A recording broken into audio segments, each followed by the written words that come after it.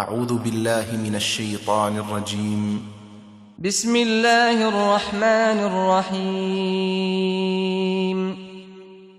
الحمد لله الذي أنزل على عبده الكتاب ولم يجعل له عوجا قيما لينذر بأسا شديدا من لدنه ويبشر المؤمنين الذين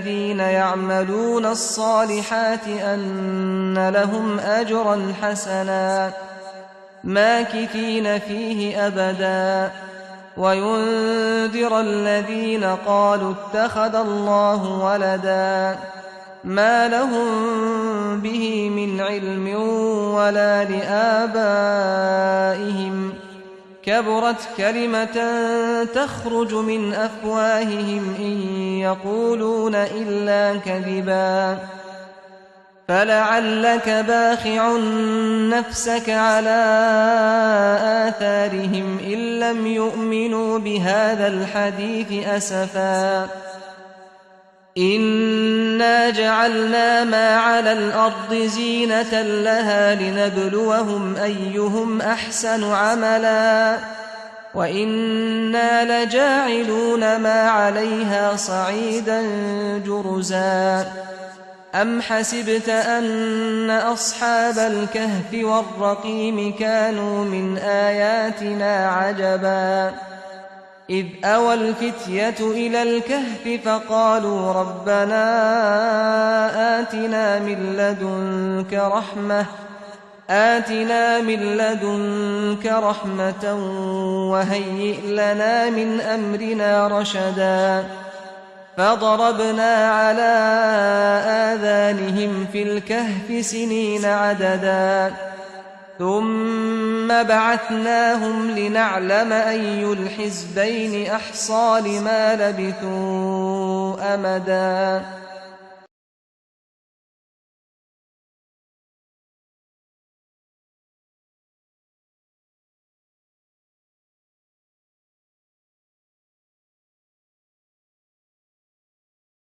Bismillahirrahmanirrahim. Assalamualaikum warahmatullahi wabarakatuh.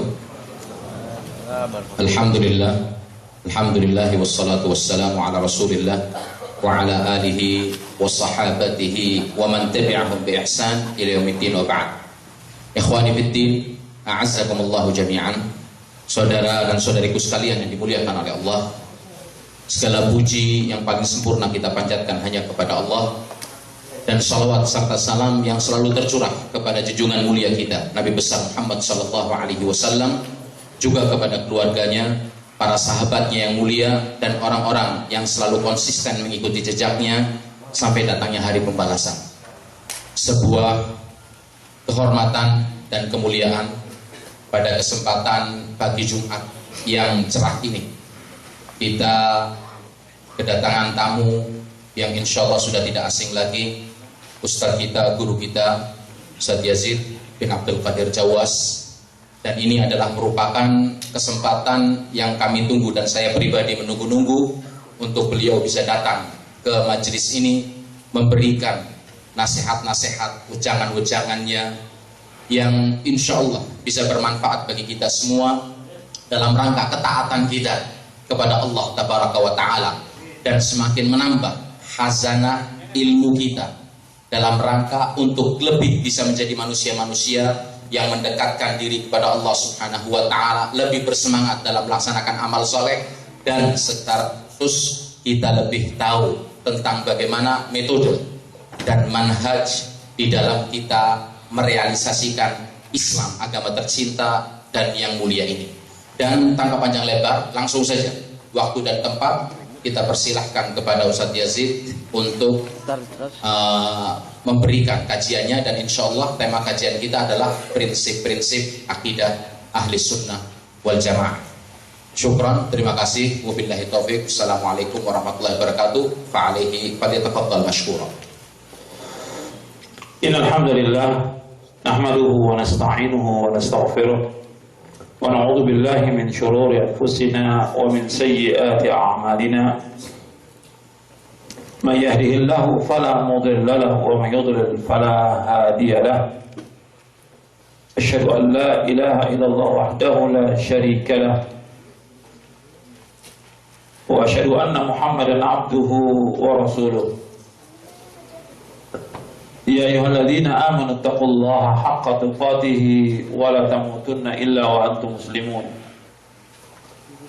يا أيها الناس اتقوا ربكم الذي خلقكم من نفس واحدة وخلق منها زوجها وبث منهما رجالا كثيرا ونساء واتقوا الله الذي تساءلون به والأرحام إن الله كان عليكم رقيبا يا أيها الذين آمنوا اتقوا الله وقولوا قولا سديدا يصلح لكم أعمالكم ويغفر لكم ذنوبكم ومن يطع الله ورسوله فقد فاز فوزا عظيما أما بعد فإن أصدق الحديث كتاب الله وخير الهدي هدي محمد صلى الله عليه وعلى آله وسلم وشر الأمور محدثاتها وكل محدثة بدعة وكل بدعة ضلالة وكل ضلالة في النار. Ayolah ikhwah, a'azakumullah, kepada ikhwah dan akhwat yang dimuliakan oleh Allah Subhanahu wa taala. Alhamdulillah, kita bersyukur kepada Allah Subhanahu wa taala atas segala nikmat yang Allah karuniakan kepada kita, nikmat Islam, nikmat iman, nikmat sehat, nikmat afiat, nikmat dijauhkan oleh Allah dari berbagai macam malapetaka. Kita bersyukur kepada Allah Subhanahu wa taala atas segala nikmat yang Allah karuniakan kepada kita, dan kita wajib bersyukur kepada Allah atas seluruh nikmat yang Allah karuniakan. Dan kita berusaha menjadi hamba-hamba yang bersyukur kepada Allah Subhanahu wa taala. Kepada ikhwan dan akhwat, pada pagi hari ini saya diminta untuk mengisi kajian dari buku Prinsip Akidah Ahlus Sunnah wal Jamaah. Buku ini agak tebal ya, tentunya nggak semua dibahas, tapi ada beberapa poin yang kita bahas yang mudah-mudahan bermanfaat untuk kita semuanya. Sebelum kita masuk ke dalam kajian, saya ingatkan bahwa kita datang ke tempat ini untuk ngaji, untuk menuntut ilmu. Karena itu kita niatkan ikhlas karena Allah Subhanahu wa taala. Niatkan bahwa kita datang ke tempat ini untuk thalabul ilmi, untuk mendapatkan ilmu yang bermanfaat, sebagaimana kita selalu dan senantiasa berdoa, sebagaimana Nabi berdoa setiap selesai sholat subuh, bahwa Nabi SAW berdoa, Allahumma inni as'aluka ilman nafi'a wa rizqan thayyiba wa amalan mutaqabbala. Setiap selesai sholat subuh, Nabi SAW berdoa, Allahumma inni as'aluka ilman nafi'a, ya Allah, kumohon kepada Engkau ilmu yang bermanfaat, wa rizqan thayyiba, rezeki yang halal, wa amalan mutaqabbala, dan amal yang diterima. Jadi kita ingin kita mendapatkan ilmu yang bermanfaat. Jadi jangan sampai kita ngaji cuma sekedar kumpul, tapi kita berusaha setiap kajian itu kita mendapatkan manfaat, setiap kajian mendapatkan faedah, setiap kajian menambah ilmu kita, setiap kajian menambah rasa takut kita kepada Allah Subhanahu wa taala. Sebagaimana dikatakan oleh Al-Imam Ibn Rajab Al-Hambali, bahwa yang dikatakan ilmu itu takut kepada Allah. Semakin kita mengkaji, maka semakin tumbuh rasa takut kita kepada Allah Subhanahu wa taala. Seperti disebutkan dari Abdullah bin Mas'ud radhiyallahu anhu. Kata Abdullah bin Mas'ud radhiyallahu anhu, "Laisa al-ilmu bi kathratir riwayah, innamal ilmu al-khasyatu." Bukannya ilmu itu banyaknya meriwayatkan hadis, tapi yang dikatakan ilmu itu al-khasyatu, takut kepada Allah Subhanahu wa taala. semakin dia mengkaji ilmu syar'i, semakin bertambah rasa takut dia kepada Allah Subhanahu wa taala. Dan riwayat ini, riwayat Abu Mas'ud, diriwayatkan oleh Imam Ahmad di dalam kitabnya Az-Zuhud, diriwayatkan juga oleh Imam Abu Nuaim dalam kitabnya Hilyatul Awliya, dan yang lainnya. Jadi ilmu itu harus menambah rasa takut kita kepada Allah Subhanahu wa taala. Jadi bukan sekedar kita asal datang, kumpul, tapi bagaimana ilmu ini bermanfaat untuk kita dunia dan akhirat. Ikhwan fiddin, a'azakumullah.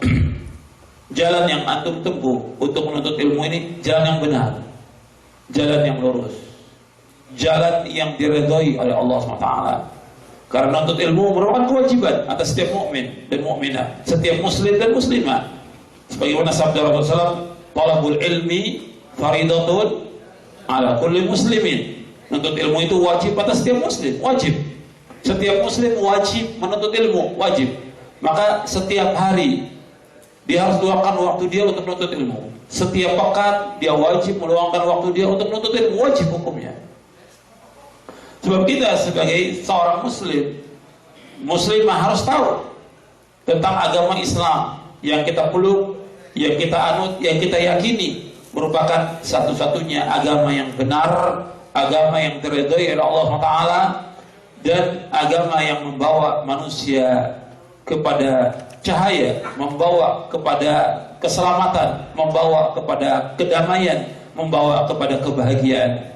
Maka dia harus menuntut ilmu syar'i supaya tahu dia agama yang hak ini, agama yang indah, agama yang sempurna. Dia wajib mengetahui ini. Dan ini jalan yang antum tempuh juga jalan yang benar dan diridhai Allah. Dan jalan ini yang akan membawa manusia ke surga.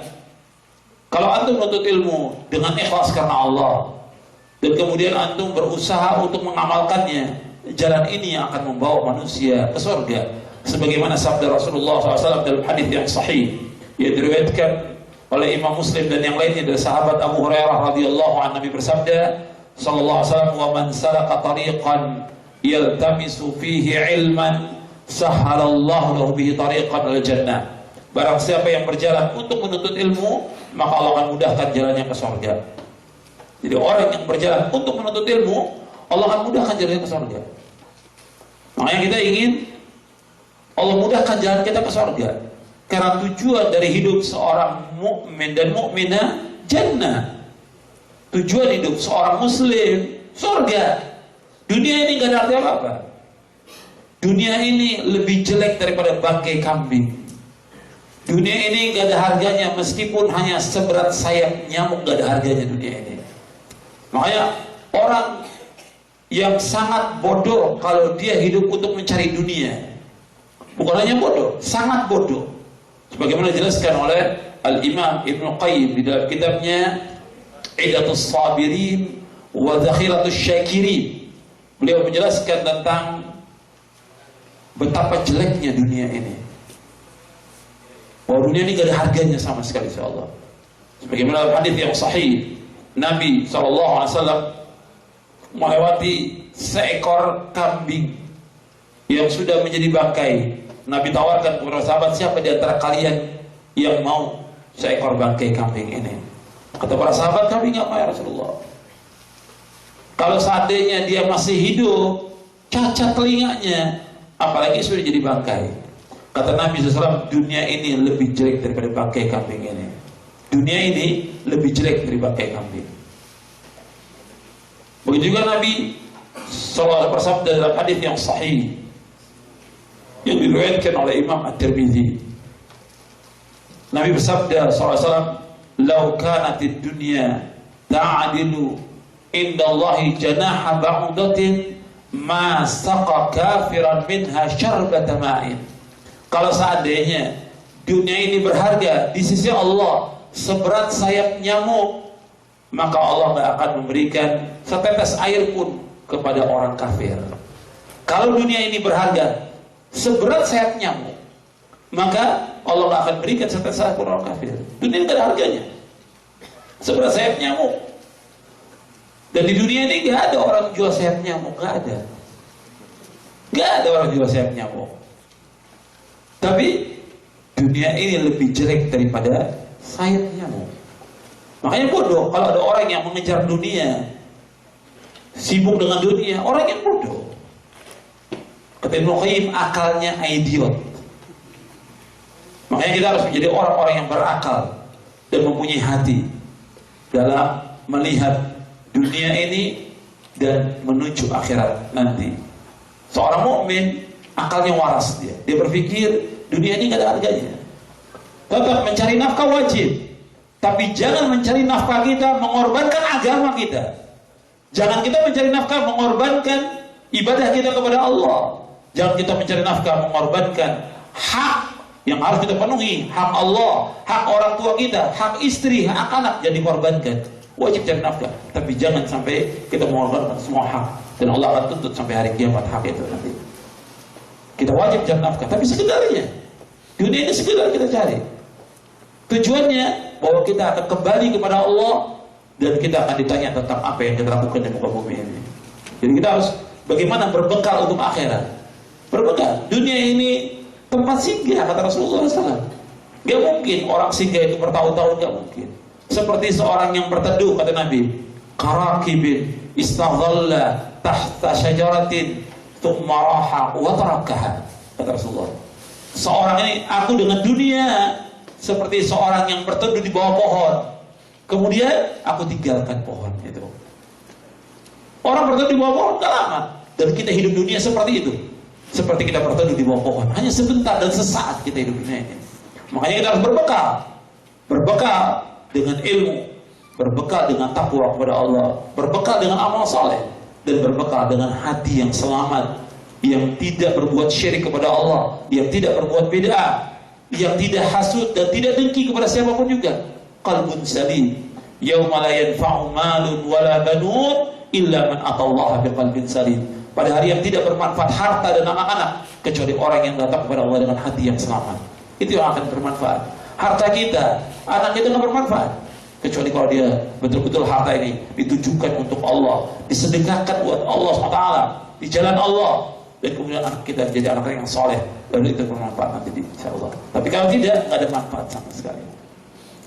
Jadi Allah, ini sekedar lima yang perlu saya sampaikan kepada bahwa kita harus berusaha untuk melihat dunia ini gak ada arti apa.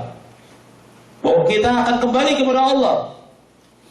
Imma kita masuk ke surga atau ke neraka, waliyadzubillah. Nasallallahu alaihi wasallam. Ya kita tuju akhirat. Dan itu yang Nabi ajarkan kepada para sahabat radhiyallahu anhum. Nabi SAW mengingatkan para sahabat bahwa yang kita tuju dalam hidup ini adalah akhirat. Yang kita tuju adalah jannah, surga, bukan dunia. Dan itu berulang-ulang Nabi ingatkan, berulang-ulang. Makanya dalam ayat Al-Quran banyak sekali Allah menyebutkan. Tidak ada satupun dalam Al-Quran Allah menyebutkan pujian kepada dunia. Tidak pernah ada dan tidak akan ada. Dalam hadis Nabi tidak ada pujian kepada dunia. Yang ada celaan kepada dunia. Yang Allah puji adalah akhirat. Dunia ini Allah menyebutkan wa mal hayatud dunya illa mata'ul ghurur, dan tidak ada kehidupan dunia kecuali kehidupan yang menipu. Ya rugi kalau kita cari dunia. Sekedarnya aja. Sekarang kita harus berlomba-lomba bagaimana menuju akhirat. Dengan menuntut ilmu syar'i, dengan mengamalkan ilmu syar'i, dengan kita mendakwakan kepada keluarga ilmu syar'i ini. Ini bermanfaat. Jangan cari dunia. Dunia ini gak ada arti apa-apa. Hatta kita punya uang miliaran, insya Allah gak ada arti apa-apa kecuali kalau dia sedekahkan, dia infakkan, dia wakafkan, dia membantu orang-orang yang susah, orang yang miskin dan yang lain, manfaat. Jadi ini sebagai mukadimah yang perlu diperhatikan, bahwa tujuan hidup kita adalah akhirat. Itu harus kita ingat seumur hidup kita. Jangan sampai kita disibukkan oleh dunia, jangan, rugi kita disibukkan oleh dunia. Dunia ini hanya sekedarnya saja, seperti yang dilakukan oleh para sahabat radhiyallahu anhum ajma'in. Mereka adalah orang-orang yang menang, orang-orang yang bahagia, orang-orang yang sukses. Kalau kita mau lihat orang yang sukses, para sahabat sukses dia. Dunia sukses, akhirat sukses mereka. Tapi yang dituju adalah akhirat, dunia akan ke bawah. Tapi kalau sibuk dunia tinggalkan akhirat, maka rugi kita. Waliyadzubillah, nasallallahu alaihi wasallam. Ya, di antara bekal yang harus kita perhatikan yaitu ilmu syar'i. Dari ilmu syar'i yang paling mulia dari seluruh ilmu syar'i ini, masalah akidah. Kita wajib menuntut ilmu. Dan kalau disebutkan dalam Al-Quran atau dalam hadis Nabi SAW atau dalam athar sahabat tentang keutamaan ilmu, yang dimaksud ilmu syar'i, ilmu yang dasarnya Al-Quran, As-Sunnah, menurut pemahaman para sahabat, itu yang dimaksud dengan ilmu. Kalau disebutkan ilmu, itu yang dimaksud. Dari seluruh ilmu yang paling mulia adalah masalah akidah. Dari seluruh ilmu yang paling mulia dari ilmu syar'i ini masalah akidah. Karena masalah akidah ini masalah keyakinan, masalah dasar. Seorang itu dia bisa menjadi baik dan tidak tergantung dari keyakinan di dalam beragama. Seorang itu akan bahagia atau tidak tergantung dari keyakinan dia yang benar atau tidak. Ketika dia mempunyai keyakinan yang salah, dan ini yang berbahaya buat dia.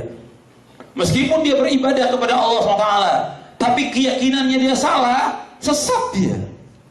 Meskipun dia ibadah kepada Allah, kita rugi. Makanya harus punya keyakinan yang benar, yang akan menyelamatkan kita dari berbagai macam bentuk penyelewengan, kesesatan, perpecahan, dan yang lainnya. Kita harus berpegang pada akidah yang hak ini. Akidah yang diajarkan oleh Rasulullah SAW kepada para sahabatnya, yang diajarkan oleh para sahabat kepada semua para tabi'in dan yang lainnya. Jadi ikhwan fillah, azakumullah, masalah akidah ini masalah penting yang wajib kita berpegang dengan akidah ini. Ada orang-orang yang berpegang kepada akidah yang salah, akhirnya gimana? Rusak hidupannya, tidak barokah hidupnya, meskipun dia beribadah kepada Allah. Saya ambil contoh, dan contoh ini banyak. Saya ambil 2 contoh. Antum pernah dengar, ya mungkin pernah dengar atau mungkin pernah dibahas tentang Khawarij. Pernah dengar antum ya? Pernah Khawarij. Khawarij ini kelompok yang keluar dari jamaah kaum muslimin.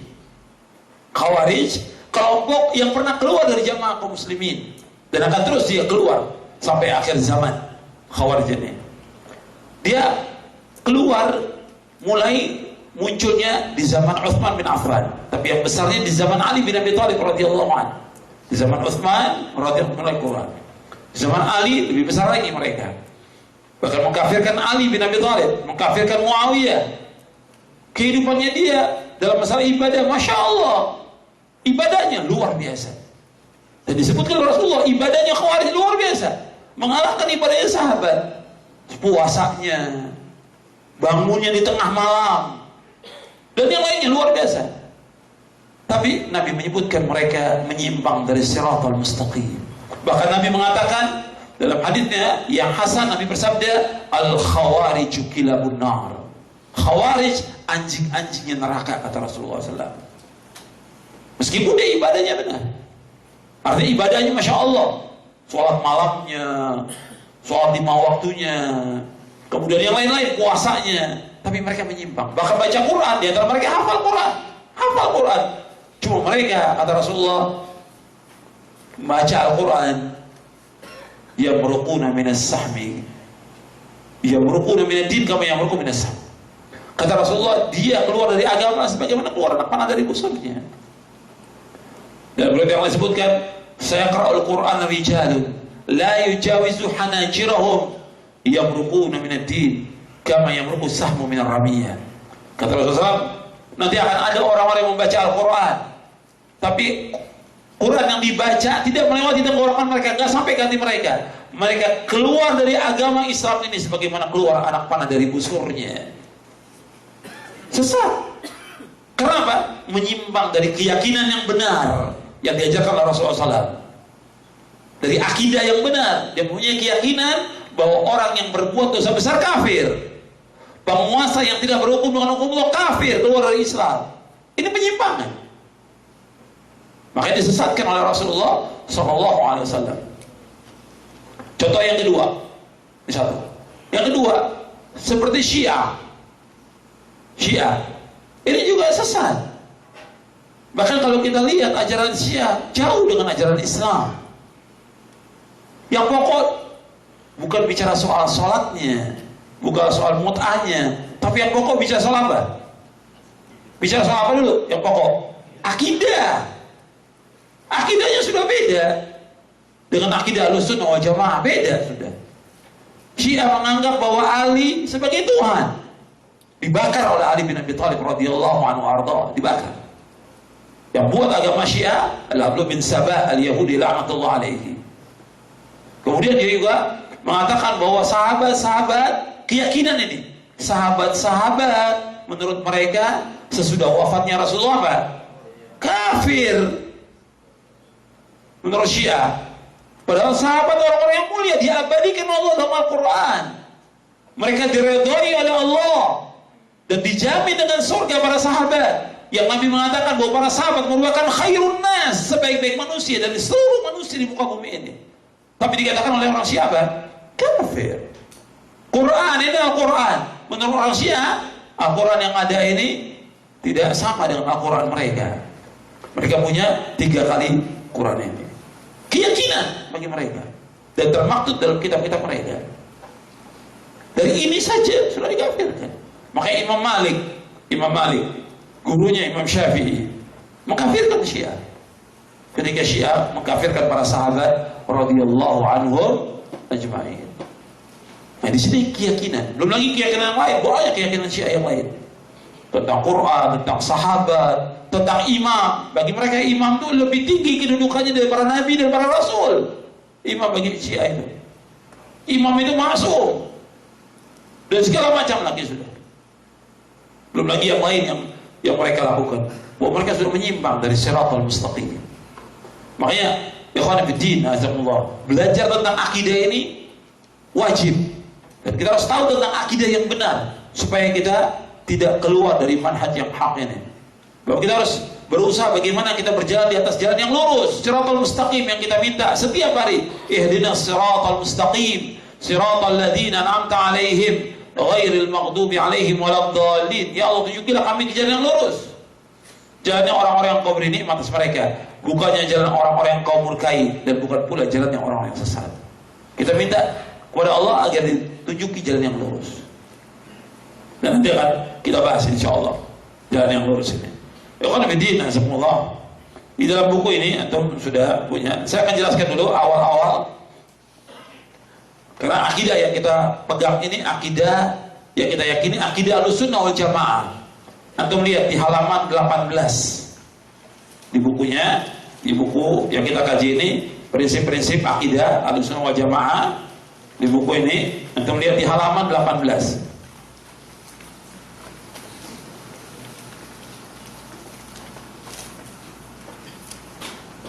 Kalau tentang akidahnya itu di halaman 15, halaman 16 tentang akidah. Jadi akidah itu adalah iman yang teguh dan pasti yang tidak ada keraguan sedikit pun bagi orang yang meyakininya. Sedangkan akidah Islamiyah adalah keimanan yang teguh dan pasti kepada Allah dengan melaksanakan seluruh kewajiban, bertauhid dan taat kepadanya, beriman kepada malaikat-malaikatnya, rasul-rasulnya, kitab-kitabnya, hari akhir, takdir yang baik maupun buruk, dan mengimani seluruh prinsip-prinsip agama yang sahih, perkara-perkara yang gaib, beriman kepada ijma', konsensus salafus saleh, serta seluruh berita-berita yang qat'i, yang pasti, baik secara ilmiah maupun amaliyah yang telah ditetapkan menurut Al-Quran dan As-Sunnah yang sahih, serta ijma' salafus saleh. Ini berkaitan dengan akidah. Jadi akidah ini sesuatu yang menghunjam dalam hati seorang yang berkaitan tentang tauhid kepada Allah, yang berkaitan dengan arkanul Islam, yang berkaitan tentang arkanul iman, dan yang lainnya yang telah ditetapkan dalam Al-Quran, Sunnah, dan ijma' salafus saleh. Kemudian definisi Ahlussunnah wal Jamaah di halaman 18. Apa yang dimaksud dengan Ahlussunnah wal Jamaah? Yang dimaksud dengan as-sunnah menurut bahasa artinya jalan atau cara, baik jalan yang terpuji maupun tercela.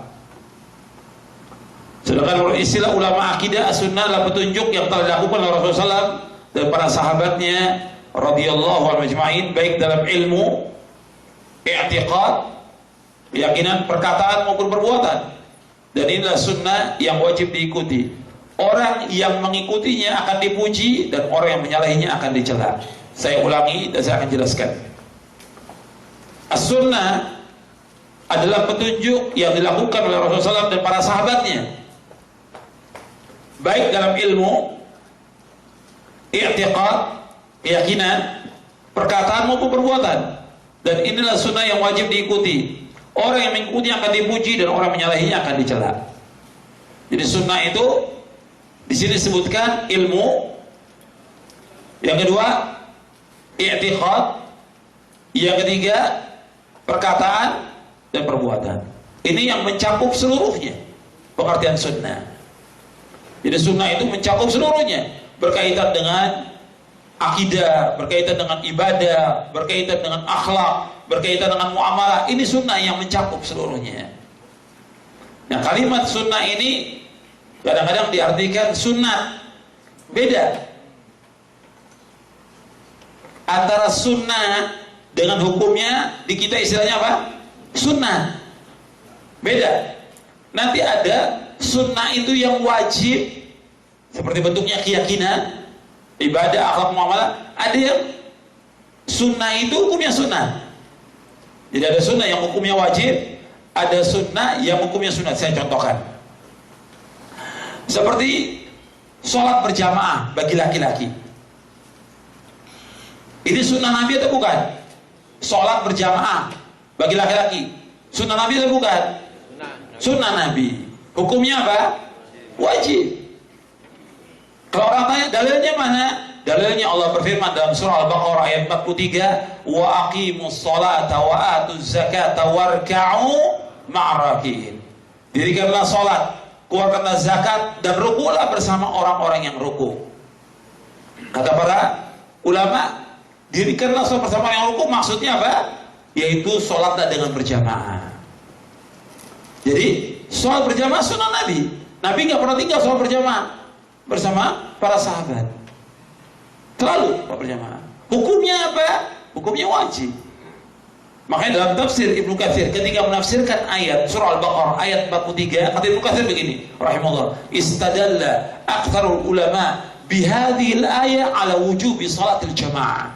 Para ulama mengambil dalil dengan ayat ini tentang wajibnya sholat berjamaah. Jadi ini berjamaah sunnah Nabi, hukumnya apa? Wajib. Nanti ada seperti juga sholat sunat rawatib, yang rawatib yang mengiringi sholat yang wajib. Ini juga Nabi kerjakan, tapi hukumnya apa? Sunnah. Jadi ada yang sunat, dia sunnah, hukumnya sunnah. Nanti ada lagi sunat tapi hukumnya wajib. Sunatan. Iya. Kalau di kita kan sunat, bahasa syariatnya khitan. Hukumnya apa? Wajib. Menurut mazhab Syafi'i bahwa khitan itu sunat, wajib bagi laki-laki dan sunnah bagi perempuan. Meskipun sebagian lagi mengatakan wajib dua-duanya, tapi yang pertengahan dari tiga pendapat ulama, pendapat Imam Syafi'i, khitan adalah wajib bagi laki-laki tapi sunat bagi perempuan. Jadi ini masalah, ini kadang-kadang diartikan semuanya sunat. Sunnah yang wajib, ada sunnah yang hukumnya sunnah, tapi ada yang sunat hukumnya wajib. Sunatan itu hukumnya wajib. Sekarang kita lanjutkan. Disebut ahlu sunnah karena kuatnya mereka berpegang dan ittiba, mengikuti sunnah Nabi SAW dan para sahabatnya. Jadi orang dikatakan ahlu sunnah karena apa? Karena mereka berpegang kepada sunnah Nabi SAW. Dikatakan ahlu sunnah karena berpegang pada sunnah. Kemudian al-jamaah, ahlu sunnah wal jamaah. Al-jamaah menurut ulama akidah adalah generasi yang pertama dari umat ini, yaitu generasi sahabat, tabi'in dan tabi'ut tabi'in, serta orang-orang yang mengikuti dalam kebaikan hingga hari kiamat, karena mereka berkumpul di atas kebenaran. Jadi dikatakan al-jamaah, yang pertama kali disebut al-jamaah itu para sahabat. Ketika Nabi SAW menyebutkan umat Islam akan berpecah menjadi 73 golongan, 72 masuk neraka, 1 yang masuk surga. 1 yang masuk surga ini Nabi SAW menyebutkan yaitu al-jamaah. Nah, yang dimaksud al-jamaah di sini yaitu para sahabat, yang mengikuti para sahabat. Dasarnya apa? Hadis lain. Kalau yang tadi hadis sahih, Satatariku ummati ada di buku ini sahih dari Imam Ahmad, Abu Dawud, Tirmidzi dan yang lainnya. Ada riwayat Tirmidzi yang sanadnya hasan, yaitu Nabi menyebutkan ketika menyebutkan tentang perpecahan umat, Nabi menyebutkan yang selamat satu golongan itu ma ana alaihil yauma wa ashabi, yaitu orang-orang yang mengikuti aku dan para sahabatku. Jadi yang selamat satu golongan itu yang dikatakan al-jamaah, yaitu orang-orang yang mengikuti aku dan para sahabatku. Itu makna yang pertama dari al-jamaah. Makna yang kedua dari al-jamaah yaitu kebenaran. Meskipun orang itu sendiri, tapi dia berpegang kepada kebenaran Quran dan Sunnah menurut pemahaman salafus saleh, maka dia dikatakan al-jamaah. Seperti perkataan Abdullah bin Mas'ud radhiyallahu an, al-jama'atu ma wafaqal haqq wa in kunta wahdak. Jamaah itu yang sesuai dengan kebenaran meskipun kau sendiri. Jadi jamaah itu yang sesuai dengan kebenaran meskipun kau sendiri. Jadi kalau kita di satu tempat sendirian tapi kita berpegang teguh pada Quran dan Sunnah menurut pemahaman salafus saleh, tetap kita dikatakan jamaah. Yang ketiga, mana jamaah adalah yaitu orang yang berkumpul di bawah ulil amri. Itu jamaah. Jadi ulil amri, kemudian orang membaiat ulil amri ini, maka itu dikatakan al-jamaah. Dan gak boleh orang keluar dari ulil amri ini. Seperti di Saudi ini, ya di Saudi ini ada raja dan orang-orang baiat, maka ini namanya al-jamaah. Ketika ada orang yang menyempal, memberontak, maka dia keluar dari jamaah dan diancam dengan ancaman yang keras oleh Rasulullah SAW, orang yang keluar dari jamaah kaum muslimin. Tapi yang dimaksud di sini adalah penguasa, bukan membuat jamaah-jamaah sendiri, bukan. Bab di kita banyak jamaah. Ya ada jamaah Islam jamaah, ada jamaah muslimin, segala macam. Yang mereka membaiat imamnya, kemudian nanti yang lain nggak setuju bikin lagi terus sampai ada ratusan jamaah. Jadi nggak boleh dalam Islam. Ini justru membawa kepada apa? Perpecahan. Bahkan sampai kepada pertumpahan darah. Dan nggak boleh. Bahwa ini satu khalifah yang dibaiat, pemimpin yang besar itu yang boleh ditaati. Yang lainnya tidak boleh. Bahwa kalau ada berapa khalifah disuruh oleh Nabi untuk dibunuh. Idza buya khalifataini faqtul adahuma. Apabila 2 khalifah dibaiat, bunuh salah satunya, kata Rasulullah. Dan hadis ini sahih, diriwayatkan oleh Imam Muslim dalam sahihnya. Jadi ini pengertian tentang Ahlus Sunnah wal Jamaah. Jadi al-jamaah karena mereka bersatu dengan kebenaran, tidak mau berpecah belah dalam urusan agama, berkumpul di bawah kepemimpinan para imam yang berpegang kepada al-haq, tidak mau keluar dari jamaah mereka dan mengikuti apa yang telah menjadi kesepakatan salaful ummah.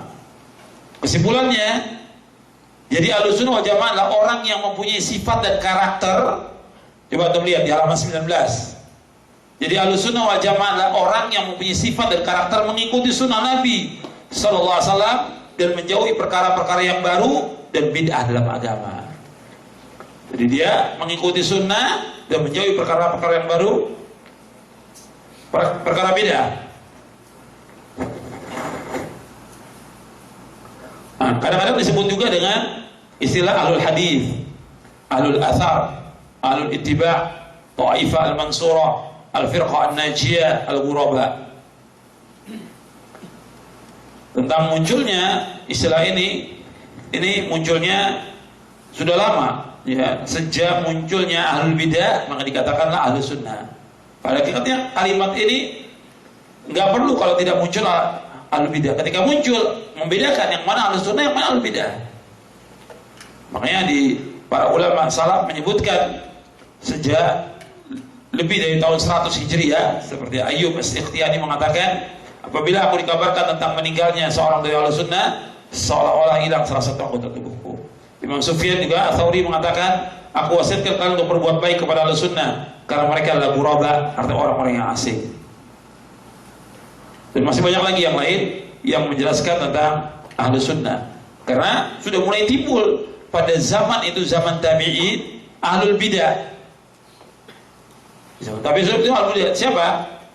Yang tadi saya contohkan siapa? Khawarij, kemudian Syiah, kemudian yang lain lagi muncul, Jahmiyah dan yang lainnya. Makanya lihat Ahlus Sunnah dengan Ahlul Bidah. Dan terus seperti itu. Makanya Imam Syafi'i pun rahimahullah itu juga membantah pemikiran-pemikiran sesat dari Ahlul Bidah di dalam beberapa kitabnya. Kemudian di bab yang kedua, saya jelaskan di sini tentang kaidah dan prinsip Ahlus Sunnah wal Jamaah dalam mengambil dan menggunakan dalil. Ini enggak semua saya bahas. Ya, ini ada 10 poin. Yang penting aja yang perlu kita ingat bahwa sumber kita dalam kita beragama ini itu saya sebutkan tentang akidah karena masalahnya kita membicarakan masalah akidah. Buku ini membahas tentang prinsip akidah. Maka saya sebut sumber akidah. Hakikatnya sumber agama Islam ini adalah Kitabullah Al-Quran, kemudian Sunnah Rasulullah SAW yang sahih dan ijma' salafus saleh. Jadi sumber kita dalam kita beragama ini adalah yang pertama Quran, yang kedua Sunnah, yang ketiga ijma' salafus saleh. Jadi dalam kita beragama gak boleh kita sumbernya perasaan kita, jangan, atau akal, gak boleh, atau orang banyak yang kita ikut, gak boleh. Dalil dalam kita beragama, dalilnya apa? Ada nggak di Quran? Kalau disebut dalil, ada nggak dalilnya di Quran? Kalau disebutkan dalil, ada nggak dalil Sunnah? Kalau nggak ada nggak penjelasan sahabat? Jadi nggak boleh kita dalam beragama ikut orang banyak, nggak boleh dalam Islam, nggak boleh. Jadi kita harus dalilnya kita lihat ada atau tidak. Sebab Allah Subhanahu wa ta'ala menyuruh kita untuk berdalil, nggak boleh ikut-ikutan. Kalau antum bawa mushaf Al-Quran, Allah sebutkan dalam surah Al-Isra, surah 17 ayat 36, Allah berfirman, wala taqfu ma laysa laka bihi ilmun inna sam'a wal basara wal fuada kullu ulaika kana anhu mas'ula. Jadi kamu ikut apa yang kamu tidak tahu, karena sungguhnya pendengaran, mata dan hati akan ditanya oleh Allah. Jadi kita dalam beragamanya harus dalil, jangan ikut-ikutan, nggak boleh. Dalilnya ada atau tidak. Kalau nggak ada, nggak boleh kita ikut, nggak boleh di dalam kita beragama. Kalau disebutkan dalil, ya Quran, bukan pendapatnya Ustadz. Kata Ustadz saya, Ustadz bukan dalil. Kata guru saya bukan dalil.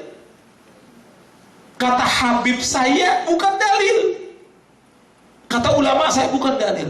Kalau dalil Quran, mana dalilnya? Mana hadisnya? Sahih atau tidak hadis itu? Dan bagaimana penjelasan para ulama tentang hadis itu? Itu dalil namanya. Dan agama Islam agama dalil, agama hujjah. Makanya ketika orang-orang Yahudi atau Nasrani mereka menganggap dirinya bahwa mereka pasti menjadi penghuni sorga, kata Allah, tanya dalilnya mana? Gak punya dalil mereka. Allah abadikan dalam surah Al-Baqarah di ayat 111. Wa qalu la yadkhulul jannata illa man kana hudan aw nasara tilka amaniyum qul hatu burhanakum in kuntum shadiqin. Kata Allah dalam surah Al-Baqarah ayat 111. Wa qalu, mereka berkata, siapa? Yahudi Nasrani, la yadkhulul jannata illa man kana hudan nasara. Tidak akan masuk surga kecuali orang Yahudi atau Nasrani. Apa kata Allah kepada Nabi Muhammad SAW? Qul hatu burhanakum in kuntum shadiqin. Katakan kepada mereka, mana dalil kamu, mana bukti kamu, mana hujjah kamu jika kamu orang yang jujur. Gak punya bukti, gak punya hujjah, gak punya dalil mereka. Jadi dalam kita beragama ini dalil. Bukan kata ustaz, bukan kata kiai, bukan kata guru. Jangan kita lagi, nih yang sangat lemah lagi. Dulu saya pernah belajar di Indonesia begini. Dulu gitu. Dalilnya mana? Gak tahu. Lo antum nih hidupnya harus dengan dalil. Beragama Islam dengan dalil, bukan kata orang. Kalau yang antum ikuti salah, sesat, bid'ah, gak diterima oleh Allah. Sebagaimana sabda Rasulullah SAW, man amila amalan laisa alaihi amruna fahuwa raddun. Barang siapa mengamalkan satu amalan yang gak ada contoh dari kami, tertolak amalan itu. Tertolak. Jadi dalilnya ada atau tidak dalam kita beragama. Makanya di sini dalam kita berakidah, dalam kita beribadah, itu harus dalilnya ada atau tidak. Ini penting dalam kita beragama. Harus kembalikan kepada siapa? Quran dan Sunnah. Kalau ada orang dia salah, berbuat kesalahan dalam masalah akidah atau dalam masalah ibadah, kita tegur. Dia kemudian jawab begini. Ini sering nih, ya. Kita masing-masing aja deh. Kok masing-masing? Lu saya Islam atau Islam? Disuruh oleh Al-Quran masing-masing atau kembalikan kepada Quran Sunnah? Saya tanya kepada antum. Disuruh masing-masing atau kembalikan kepada Quran Sunnah? Kembalikan kepada Quran Sunnah. Dasarnya apa? Dalilnya gimana? Coba. Siapa yang bisa sebut ke dalilnya? Satu, yang lain. Dalilnya. Nah, ini dalilnya. Fa in tanaza'tum fi syai'in farudduhu ila Allah war Rasul in kuntum tu'minuna billahi wal yawmil akhir. Dzalika khairun wa ahsanu ta'wila. Dalam surah An-Nisa, surah yang keempat ayat 59. Ya ayyuhalladzina amanu athi'ullaha wa athi'ur rasula wa ulil amri minkum.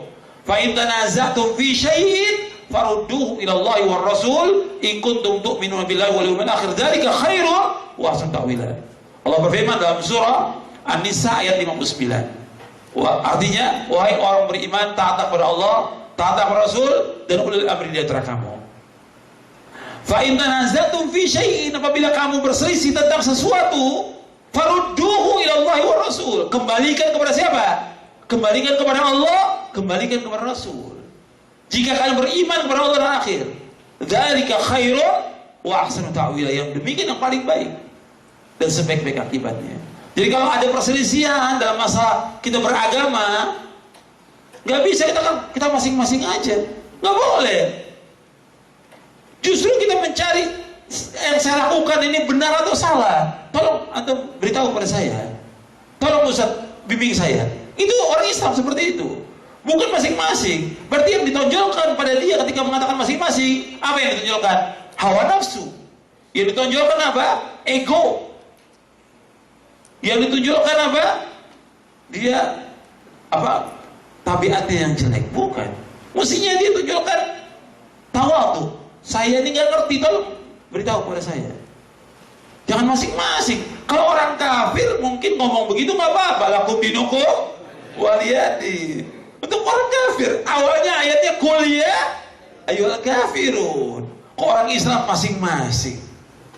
Dalilnya mana kembalikan? Jadi kalau kita berakidah, beragama, coba, mana keterangannya? Saya ini nggak tahu, saya dulu dari kecil diajarkan orang tua saya begini.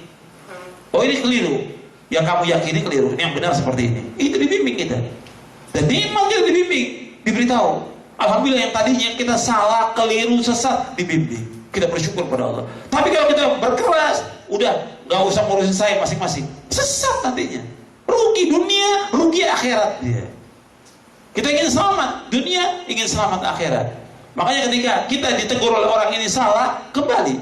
Jangan kita mengikuti hawa nafsu. Kalau mengikuti hawa nafsu, pasti sesat, pasti sudah sesat. Allah menyebutkan demikian. Wala tattabil hawa fayudillaka an sabilillah. Jadi kamu ikuti hawa nafsu, maka kamu akan sesat dari jalan Allah. Jadi yang kita ikuti Quran, ikuti sunnah Nabi SAW. Jelas ya? Nih. Kita lanjutkan. Yang kedua, setiap sunnah yang sahih yang berasal dari Rasulullah SAW wajib diterima, walaupun sifatnya ahad. Artinya bukan hadis yang mutawatir. Ini wajib kita terima. Apa yang datang dari Rasulullah SAW ini wajib diterima. Wa ma atakumur rasul fakhudhu wa ma nahakum anhu fantahu. Apa yang saja datang dari Rasul kamu ambil, yang dilarang kamu tinggalkan. Ini tentang masalah ini dibahas oleh Al-Imam Asy-Syafi'i dalam kitabnya Risalah, tentang orang-orang mengatakan kita nggak perlu hadis-hadis mutawatir, dan kita nggak perlu hadis ahad, kita harus perlu yang mutawatir. Dibantah oleh Imam Syafi'i dalam kitabnya Risalah, dibantah juga oleh Imam Al-Qayyim dalam kitabnya As-Sawaiq Al-Mursalah. Panjang ini, saya nggak bahas. Pokoknya kalau ada hadis yang sahih kita wajib terima. Selama riwayat sahih kita wajib terima. Nggak boleh kita tolak, kita wajib terima. Kemudian yang ketiga, kita lihat ya di halaman 24, yang menjadi rujukan dalam memahami Al-Quran dan Sunnah adalah nas Al-Quran maupun hadis yang menjelaskan. Kemudian pemahaman salafus saleh dan para imam yang mengikuti jejak mereka, serta dilihat arti yang benar dari bahasa Arab. Jika hal tersebut sudah benar, maka tidak dipertahankan lagi dengan hal-hal yang berupa kemungkinan sifatnya menurut bahasa. Jadi yang menjadi rujukan dalam memahami Al-Quran, As-Sunnah, nas Al-Quran sendiri. Kemudian baru hadis Nabi, kemudian penjelasan para sahabat. Saya ambil contoh, ya, yang berkaitan dengan masalah akidah. Allah menyebutkan di dalam Al-Quran jelas sekali, bukan satu, bukan dua, ratusan ayat. Allah menyebutkan bahwa Allah itu berada di atas langit dan Allah bersemayam di atas arsy. Kita wajib mengimani, wajib meyakini. Allah berfirman Ar-Rahmanu 'ala arsy istawa, bahwa Allah bersemayam di atas arsy. Kita wajib mengimani Allah di atas. Allah juga berfirman A'amintum man fis sama, apakah kamu merasa aman dengan yang di langit? Begitu juga Allah menyebutkan wa huwal qahiru fawqa ibadi, Allah itu berada di atas, yang berkuasa. Allah juga berfirman ilaihi yas'adul kalimut thayyib wal 'amalus shalih yarfa'u. Semua terangkat dan naik kepada Allah, kalimat yang baik. Semuanya. Berarti Allah berada di mana? Di atas. Wajib kita imani, wajib kita yakini. Dan nggak bisa ditakwil lagi dengan yang lain, nggak boleh. Makanya ada orang-orang yang bingung dia mengatakan Allah itu nggak di atas, nggak di bawah, nggak di dalam alam, nggak di luar alam. Lantas di mana dong Allah? Bingung dia juga. Antum menyembah zat yang antum sendiri nggak tahu. Padahal jelas Allah menyebutkan dalam Al-Quran dan Nabi menyebutkan. Kita wajib menetapkan apa yang Allah tetapkan dan kita wajib menetapkan apa yang ditetapkan oleh Rasulullah SAW. Jangan ditakwil, jangan diingkari, tetap seperti itu. Ketika kita sujud, ini kerendahan yang paling rendah, kita sujud kepada Allah SWT. Kita membaca apa? Subhana rabbiyal a'la. Maha suci Allah yang maha apa? Yang maha tinggi. Yang maha tinggi. Sujud itu sedekat-dekat seorang hamba kepada Allah sujud. Ketika sujud itu dia mengucapkan subhana rabbiyal a'la. Maha suci Allah yang maha tinggi. Karena Allah itu berada di atas. Ini wajib kita tetapkan demikian. Gak boleh kita takwil, gak boleh kita ingkari. Kemudian yang keempat, prinsip utama dalam agama. Semua telah dijelaskan oleh Rasulullah. Siapapun tidak berhak untuk mengadakan sesuatu yang baru yang tidak ada contoh sebelumnya, apalagi sampai mengatakan hal tersebut bagian dari ajaran agama. Allah telah menyempurnakan agamanya, wahyu telah terputus dan kenabian telah ditutup, sebagaimana Allah berfirman al-yawma akmaltu lakum dinakum wa atmamtu alaikum ni'mati wa raditu lakumul islam madina. Pada hari ini aku telah sempurnakan bagimu agamamu, aku telah cukupkan nikmatku atasmu dan aku ridho Islam menjadi agama bagimu. Sempurna agama Islam ini, sempurna. Jadi gak boleh orang menambah-nambah lagi. Semua Nabi sudah jelaskan kepada umat Islam, semuanya Nabi sudah jelaskan. Yang membawa manusia ke surga Nabi sudah jelaskan, yang membawa manusia ke neraka Nabi sudah jelaskan lengkap.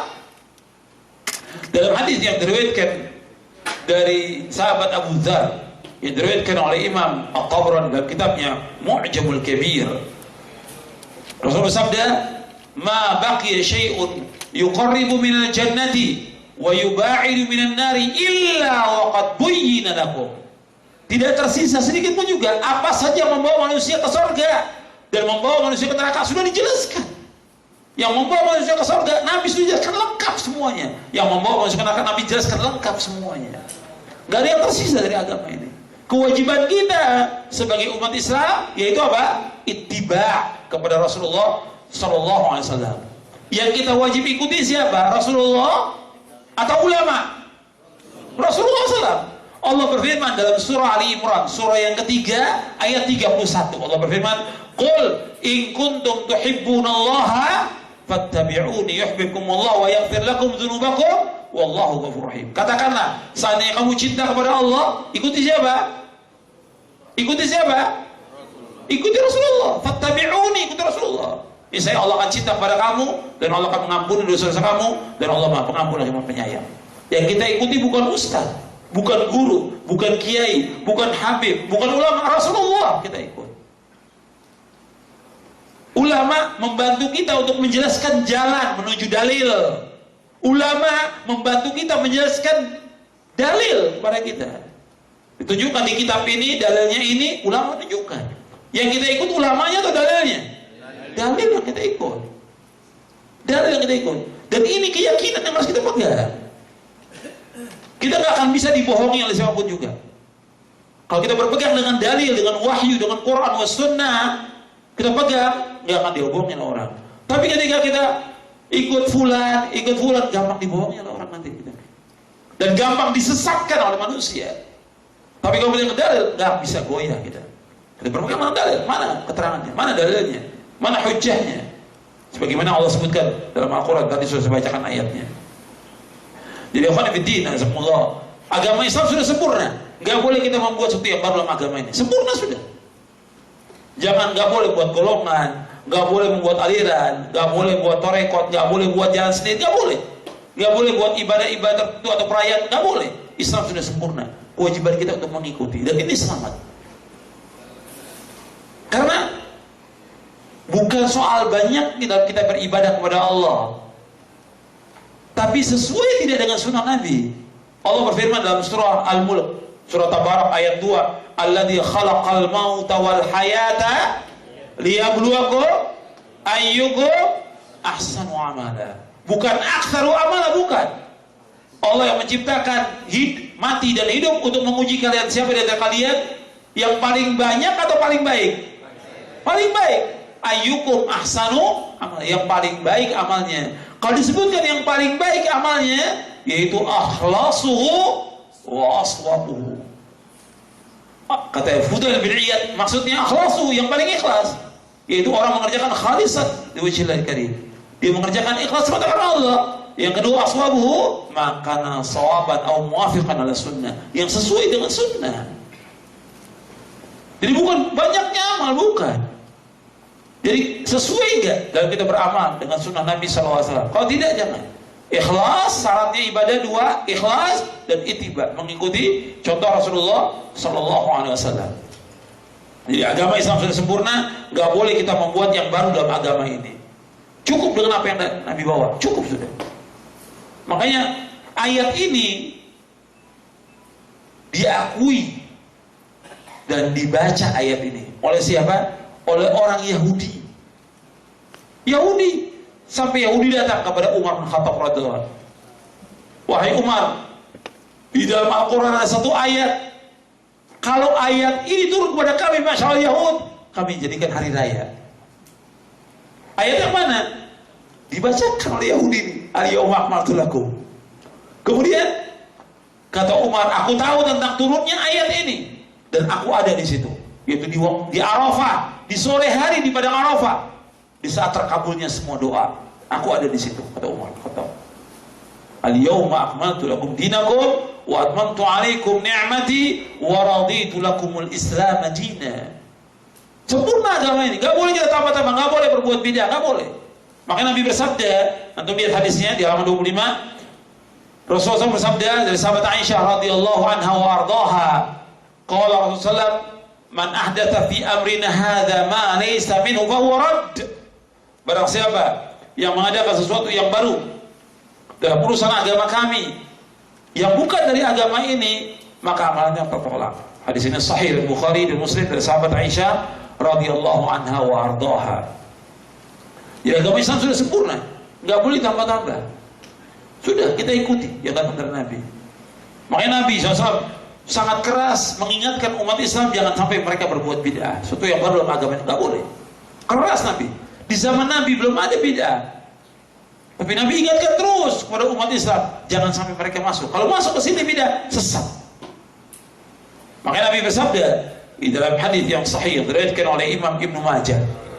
Di muqaddimah Sunan Ibnu Majah dikatakan oleh Nabi, taraktukum ala mithlil bayda lailuha kanahariha la yazighu anha ba'di illa halik.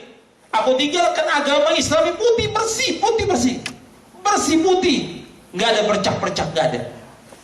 Nggak ada bercak-bercak hitam, nggak ada, bersih, putih bersih. Kata Nabi, tidaklah berpaling dari yang putih bersih ini, maka orang itu pasti binasa dan pasti sesat orang itu, kata Rasulullah. Jadi Nabi tinggalkan agama Islam putih bersih, sempurna agama Islam. Kemudian ditambah oleh orang-orang belakangan. Tambah, ya bedanya Syiah, Khawarij, keyakinan-keyakinan yang lain, percaya kepada orang-orang yang dikubur itu bisa memberikan manfaat. Bahwa wali-wali yang sudah dikubur itu bisa memberikan manfaat, bisa menolak bahaya. Ini semua keyakinan yang sesat. Keyakinan. Makanya harus dibersihkan lagi, dikembalikan lagi umat ini kepada yang bersih, seperti yang Nabi tinggalkan kepada umat Islam ini. Baru umat ini akan selamat, baru umat Islam ini akan jaya. Kalau tidak, selama masih ada bercak-bercak syirik dan bid'ah, nggak akan maju umat Islam ini. Makanya harus kembalikan dengan kesempurnaan agama Islam ini. Kalau orang Yahudi mengakui, mestinya umat Islam lebih lagi mengakui tentang ayat ini. Yang kelima, kita sampai 5 poin, yang ini baru kita pindah ke bab lain, yaitu berserah diri, patuh, berserah diri, taslim, patuh dan taat hanya kepada Allah dan Rasulnya secara lahir dan batin, tidak menolak sesuatu dari Al-Quran dan Sunnah yang sahih, baik menolak itu dengan kias, analogi, perasaan, atau kasyf, iluminasi, atau penyingkapan tabir rahasia, sesuatu yang gaib, ucapan seorang syekh, atau pendapat imam-imam dan lainnya. Artinya di sini berserah diri, patuh, taat hanya kepada Rasul mutlak. Berserah diri, taat, patuh itu mutlak hanya kepada Allah dan Rasulnya, tidak kepada yang lain. Kalau sudah ada dalil dari Quran dan Sunnah, kewajiban kita untuk taat. Sami'na wa ata'na. Gak boleh kita tolak. Gak boleh kita tolak Quran dan Sunnah dengan ra'yu kita, dengan pendapat kita, gak boleh. Dengan perasaan kita, gak boleh. Dengan orang banyak, gak boleh. Dengan perkataan guru, dengan perkataan syekh, perkataan imam, gak boleh. Hatta imam-imam, Imam Hanafi, Maliki, Syafi'i, Hambali, rahimahumullahul jami', semua mengatakan, kalau ada pendapatku menyalahi sunnah Rasulullah, buang apanya? Buang pendapatku, kamu ikuti siapa? Sunnah Rasulullah. Semua imam, Imam Hanafi, Maliki, Syafi'i, Hambali, dan dibawakan dalam beberapa kitab. Saya bawakan juga di buku Sifat Salat Nabi, di Muqaddimah Sifat Salat Nabi, bisa nanti melihat di buku Sifat Salat Nabi. Saya bawakan pendapat para imam itu dengan rujukannya. Semua imam mengatakan, kalau ada pendapatku menyalahi sunnah Rasulullah, buang pendapatku. Termasuk gurunya Imam Syafi'i, Imam Malik rahimahullah. Imam Malik, kulluna radun wa mardudun illa sahib hadzal qabr. Setiap kita ini bisa menolak dan ditolak, kecuali yang penghuni kubur ini, itu Rasulullah SAW. Gak boleh ditolak pendapatnya. Kita wajib sami'na wa ata'na, taat, taslim ke Rasulullah, wajib. Kalau enggak, akan membawa kepada kebinasaan. Makanya Allah menyebutkan dalam Al-Quran, lihat di sini ayatnya, dalam surah An-Nisa ayat 65, Allah berfirman, fala wa rabbika la yu'minuna hatta yuhakkimuka fima syajara bainahum thumma la yajidu fi anfusihim harajan mimma qadaita wa yusallimu taslima. Demi Rabbmu, mereka tidak dikatakan beriman sebelum mereka menjadikan engkau Muhammad sebagai hakim dalam perkara yang mereka proseskan di antara mereka, dan tidak ada rasa keberatan dalam hati mereka terhadap apa yang kau putuskan, dan mereka menerima dengan sepenuhnya. Jadi ikhwan fillah, azakumullah, ketaatan kepada Rasulullah ini mutlak. Kalau ada sesuatu perkara, maka kita lihat dalilnya ada atau tidak. Kalau dalilnya ada, tinggalkan kebiasaan kita yang lama atau perbuatan bid'ah, kita tinggalkan, kita taslim kepada dalil yang ada ini. Tunduk, taslim. Gak boleh ada rasa hal, kalau Allah dan Rasul putuskan satu perkara, gak boleh ada rasa sempit dalam dada kita, gak boleh. Kita wajib taslim, terima, sami'na wa ata'na. Dan ini orang-orang yang bahagia. Jadi ikhwan fillah, azakumullah, tentang ketaatan kepada Rasulullah ini mutlak. Kalau kita ingin bahagia, taat kepada Rasulullah sallallahu alaihi wasallam. Para sahabat adalah orang-orang yang taat kepada Rasulullah. Makanya umat Islam, mereka semuanya dijamin dengan surga apabila mereka taat kepada Rasulullah sallallahu alaihi wasallam. Dalam hadis yang sahih yang diriwayatkan oleh Imam Bukhari, Nabi bersabda sallallahu alaihi wasallam, kullu ummati yadkhuluna jannah illa man aba Qila wa man ya'ba ya Rasulullah? Qala man ata'ani dakhala jannah wa man asani faqad aba.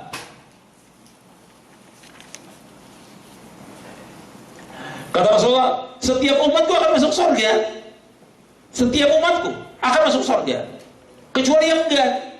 Para sahabat bertanya, siapa yang enggan ya Rasulullah? Barang siapa yang taat kepada aku, dia akan masuk surga. Siapa yang tidak taat, maka dia enggan. Jadi orang yang taat kepada Rasulullah masuk surga. Dan antum perhatikan, kalau orang yang taat, dia akan mendapatkan kebahagiaan, keberkahan, petunjuk, kenikmatan, dan juga diangkat derajat dan dimudahkan masuk ke dalam surga.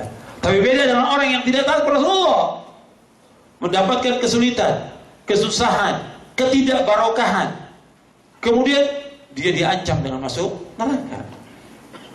Makanya antum lihat, orang ketika tidak taat kepada Rasulullah, ini fatal akibatnya. Saya ambil contoh. Di zaman Nabi ada seorang yang makan, minum tangan kiri. Nabi ingatkan, makan tangan kanan dan minum tangan kanan. Dengan dasar hadis yang sahih yang diriwayatkan Muslim, kata Nabi, "Idza akalu falyakul bi yamini, wa idza shariba falyashrab bi yamini, fa inna asyaitana ya'kulu bi shimali wa yashrabu bi shimali." Apabila kamu makan, makan dengan tangan kanan. Kalau minum dengan tangan kanan. Karena semuanya setan makan dengan tangan kiri dan minum dengan tangan kiri. Orang ini biasa seperti kita, kalau kita tegur orang, bilangnya apa? Kidal, kebot. Dari dulu seperti ini. Kata Nabi, kalau kamu demikian, kamu gak bisa angkat tangan kamu. Kaku, dia gak bisa angkat tangannya. Karena tidak taat kepada Rasulullah, fatal akibatnya. Ini yang sifatnya pribadi. Belum lagi yang sifatnya umum. Ya, antum sudah baca dan mungkin sudah dijelaskan oleh para ustadz yang ada di sini. Itu kisahnya perang Uhud. Ketika para sahabat yang memanah, pasukan pemanah yang dipimpin oleh Abdullah bin Jubair radhiyallahu an, Nabi suruh, kamu tetap di atas bukit Uhud, menang atau kalah tetap di sana. Ketika mereka melanggar, tidak taat, kalah umat Islam waktu perang Uhud. Disuruh tetap, menang atau kalah tetap, jangan turun dari bukit Uhud. Mereka turun, akhirnya kalah terjadi. Qadarallahu ma syaa fa'al. Ini tidak taat, makanya ketaatan kepada Rasulullah ini penting, dan itu akan membawa kepada kebahagiaan. Sama aja sekarang saya ambil contoh. Antum yang sudah punya istri berumah tangga, rumah tangga antum akan bahagia ketika istri ini taat kepada suaminya. Dan itu jalan seorang istri menuju surga. Ketika dia taat kepada suaminya, itu jalan dia menuju surga. Bahagia rumah tangga. Si istri tenang, si suami juga tenang karena taat kepada istrinya. Tapi ketika istri membangkang, nusyuz, durhaka, gak mengalami ketenangan. Si istri gak tenang, suami juga gak tenang, dan anak-anak berantakan. Iya tidak?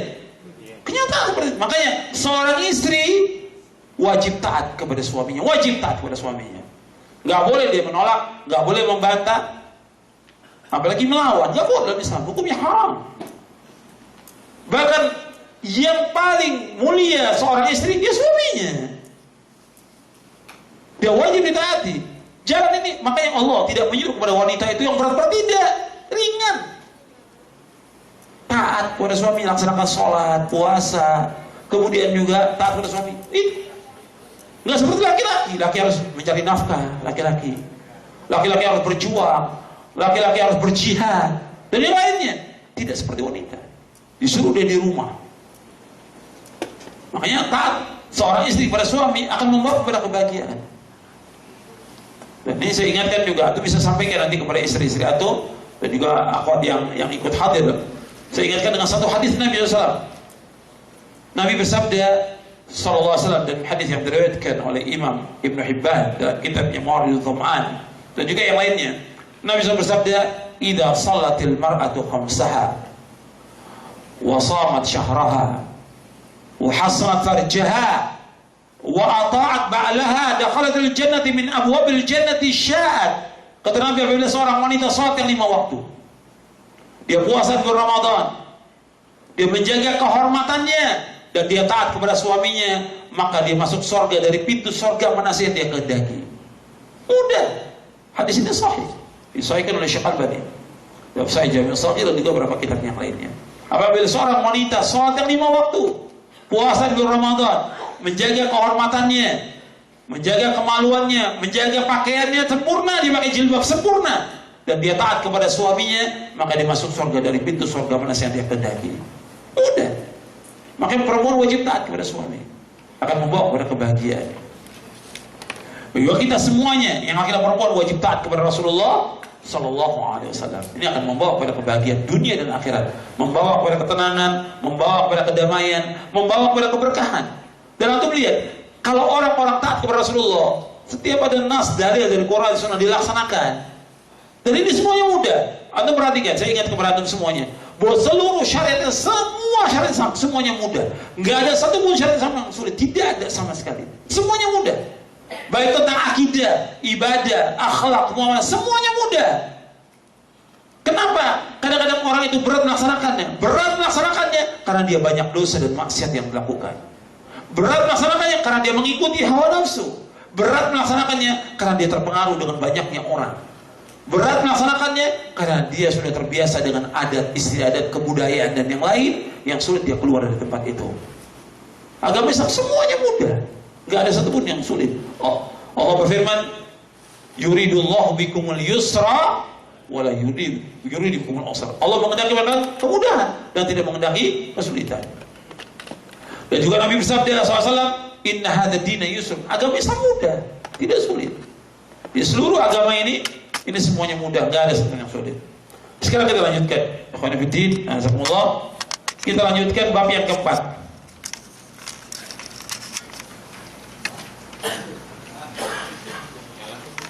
Ya, nanti ada tanya jawab ya. Bab yang keempat, kewajiban ittiba, mengikuti jejak salafus saleh dan menetapkan manhajnya. Untuk melihat halaman 35.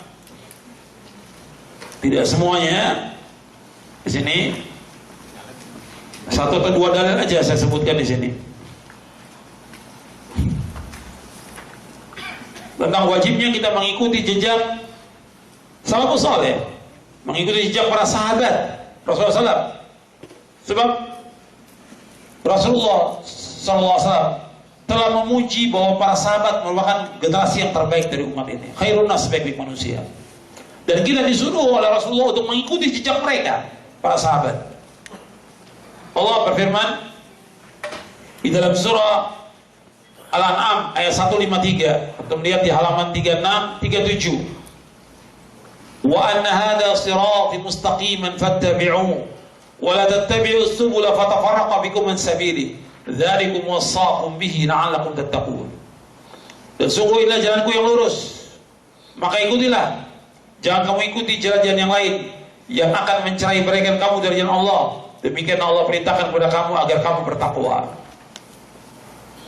Abu bin Mas'ud radhiyallahu anhu berkata, khatta Rasulullah خطا بيده ثم قال هذا سبيل الله مستقيما وخط خطوطا عن يمينه وشماله ثم قال هذه سبل متفرقة ليس منها سبيل إلا عليه شيطان يدعو إليه ثم قرأ قوله تعالى وأن هذا صراط مستقيما فاتبعوه ولا تتبعوا السبل فتفرق بكم عن سبيل ذلكم وصاكم به لعلكم تتقون.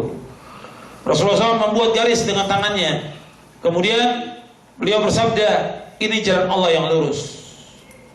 Lalu beliau membuat garis di kanan kirinya, kemudian beliau bersabda, ini jalan-jalan yang bercerai-berai, jalan-jalan yang sesat. Tidak ada satupun jalan-jalan ini kecuali di dalamnya ada setan yang menyuruh kepadanya.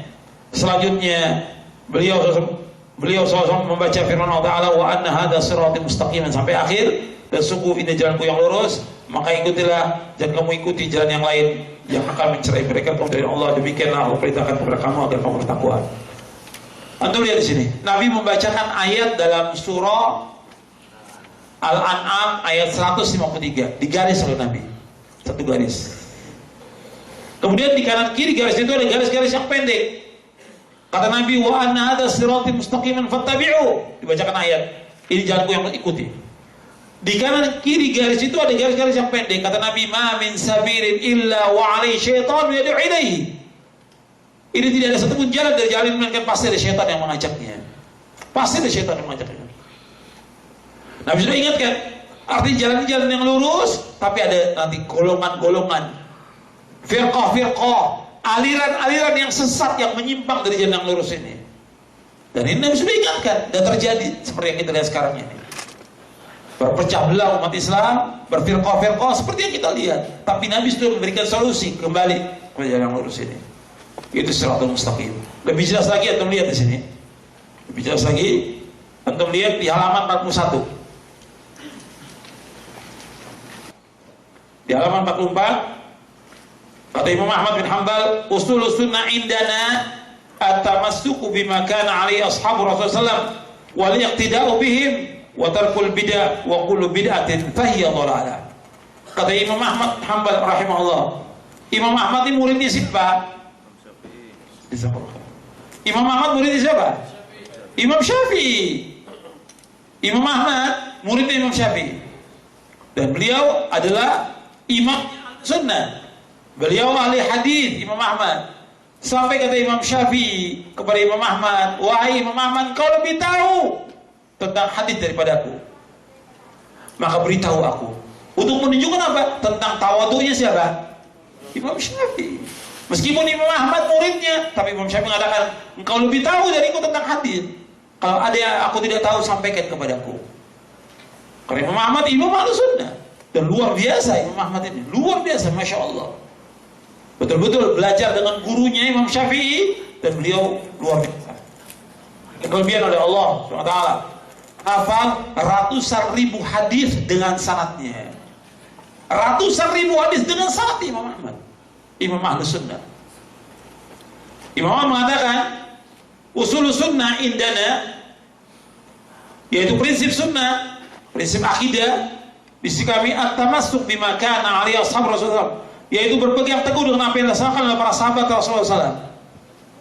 Wal iqtida'u bihim, dan mengikuti mereka para sahabat. Wa tarkul bid'ah, dan meninggalkan semua bentuk bid'ah. Wa kullu bid'atin fahiya dhalalah, dan semua bid'ah adalah sesat.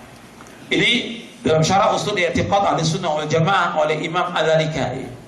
Dalam syarah usul i'tiqad Ahlussunnah wal Jamaah. Iya, boleh. Iya, ini sudah nggak betah pengen jawab. Ya, berapa penjelasannya belum selesai ini. Tapi udah nggak betah. Ustaznya juga udah nggak betah, pengen tanya jawab juga.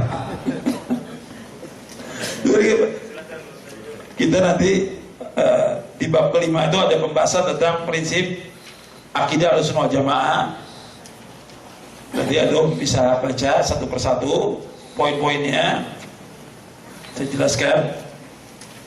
Artinya ini kita bicara tentang prinsip akidah Ahlussunnah. Bagaimana sih akidah Ahlussunnah wal Jamaah? Satu persatu saya jelaskan. Dari mulai tentang agama Islam, tentang rukun iman, tentang tauhid rububiyah, uluhiyah, asma wa sifat. Ini wajib diyakini.